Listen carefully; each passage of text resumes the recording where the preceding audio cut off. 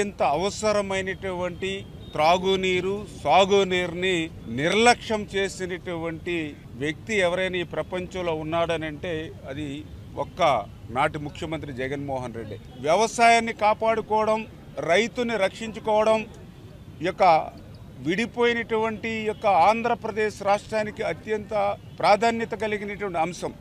దీన్ని జగన్మోహన్ రెడ్డి గతంలో విస్మరించడం వల్లే ఈవేళ జగన్మోహన్ రెడ్డి 5 సంవత్సరాల పాలన ఈ యొక్క ఇరిగేషన్లో ప్రత్యేకించి 20 సంవత్సరాలు వెనక్కి నెట్టేసినటువంటి పరిస్థితి. రాష్ట్ర విభజన వల్ల వచ్చినటువంటి నష్టం కంటే 5 సంవత్సరాల జగన్ పాలన వల్లే ఇరిగేషన్ శాఖకు ఎక్కువ నష్టం కలిగినటువంటి పరిస్థితి. జగన్మోహన్ రెడ్డి అసెంబ్లీలో ఇది పట్టిసీమ కాదు ఒట్టిసీమ, మరి 1300 కోట్ల రూపాయలు వృధాగా ఖర్చు పెడుతున్నారని ఆ రోజు మా మీద ఒంటి కాలు మీద అసెంబ్లీలో లేచినటువంటి జగన్మోహన్ రెడ్డి ఈరోజు మరి రాష్ట్ర రైతాంగానికి తాను అన్నటువంటి మాటలకు క్షమాపణలు చెప్పవలసిన అవసరం ఉంది. ఏదైతే ఇక కృష్ణ తూర్పు డెల్టాకు సంబంధించినటువంటి కాలువకు నీరు విడుదల చేయడం జరిగింది. అదేవిధంగా ఈ కృష్ణాకు సంబంధించినటువంటి పశ్చిమ డెల్టాకు కూడా మరి ఇక కాలువకు నీరు విడుదల చేయడం జరుగుతూ ఉంది. రాష్ట్రంలో ఎమర్జెన్సీ ఏదైతే కెనాల్స్ కానీ డ్రైన్స్ కానీ ఏవైతే ఉన్నాయో వీడు కానీ తూడు కానీ ఏవైతే ఉన్నాయో గొరబడెక్క కానీ అన్నీ కూడా మరి టెండర్స్ పిలిచి వర్క్స్ కూడా షార్ట్ టెండర్లు ఇచ్చి వారం రోజుల లోపల అవన్నీ కూడా డ్రైన్స్ కెనాల్స్ కూడా క్లీన్ చేసి మేము వదిలినటువంటి ప్రతి చుక్క నీరు కూడా ఆఖరి పంట పొలాల్లోకి వెళ్ళాలని ఆదేశించడం జరిగింది.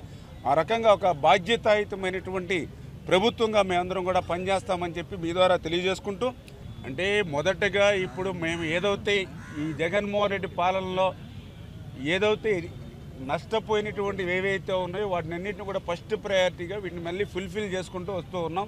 ఏదైతే మీరు చెప్పినట్లుగా వైకుంఠపురం అనేది చంద్రబాబు నాయుడు గారు కూడా ఒక రిజర్వాయర్గా తీసుకుని అటు రాయలసీమ నుంచి అన్ని ప్రాంతాలకు కూడా వాటర్ ఇవ్వాలనే ఆలోచనతో ఆయన ఆలోచనలో భాగం.